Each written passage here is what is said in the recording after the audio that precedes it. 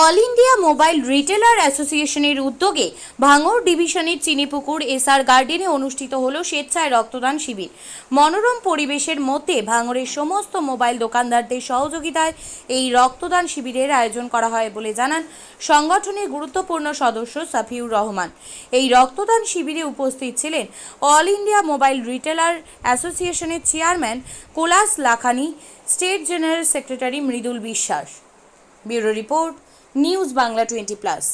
আপনারা অবগত সকলেই যে আমরা মোবাইল ব্যবসা করি, তো আমরা মোবাইল ডিলাররা যে ব্যবসা করি তার একটা সংগঠন আছে যেটার নাম all India mobile retailer association, যেটা ভারতবর্ষব্যাপী বিস্তারিত।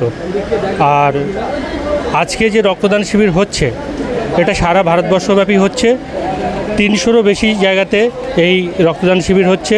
আর সারা পশ্চিমবাংলায় 60টারই বেশি ক্যাম্প হচ্ছে, আর দক্ষিণ 24 পরগনায় 17টির মতো ক্যাম্প হচ্ছে, যার মধ্যে ভাঙড় ডিভিশনে একটি ক্যাম্প হচ্ছে।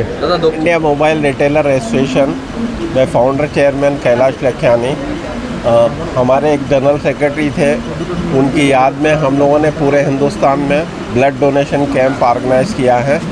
टोटल 300 जगह पे हिंदुस्तान के अंदर ब्लड डोनेशन कैंप हो रहा है और वेस्ट बंगाल में 65 प्लेसेस पे ब्लड डोनेशन कैंप हो रहा है।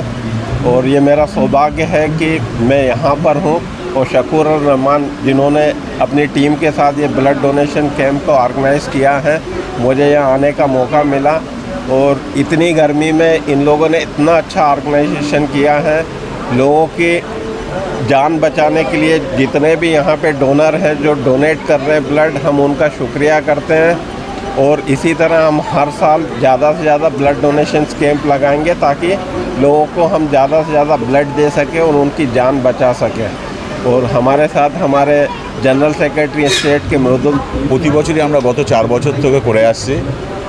সফির উদ্যোগে এখানকার যে আমাদের লোকাল টিম আছে, ভাঙড়ের যত মোবাইল ব্যবসায়ী আছে তারা ঐক্যবদ্ধ হয়েছে। এবছর তারা বলেছে যে আমরাও আমাদের এরিয়ায় আমাদের ব্লাড ডোনেশন ক্যাম্প করব।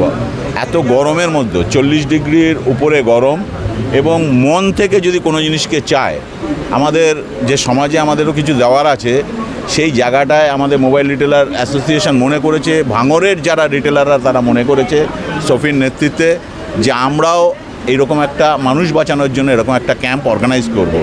এবং মন থেকে চেয়েছে বলেই আজকে ওরা 80 জন লক্ষ্যমাত্রা নিয়েছিল, তা 100 ছাড়িয়ে যাবে। ইতিমধ্যে 60 জন অতিক্রান্ত করে গেছে। আশা করছি 100 জনের ওপর হবে এবং আগামী দিনে আরও বড় বড় লক্ষ্যমাত্রা নিয়ে এই গরমের মধ্যে রক্ত স্বল্পতার মধ্যে দিয়ে ওরা ব্লাড ডোনেশন ক্যাম্প অর্গানাইজ করতে পারবে। ধন্যবাদ।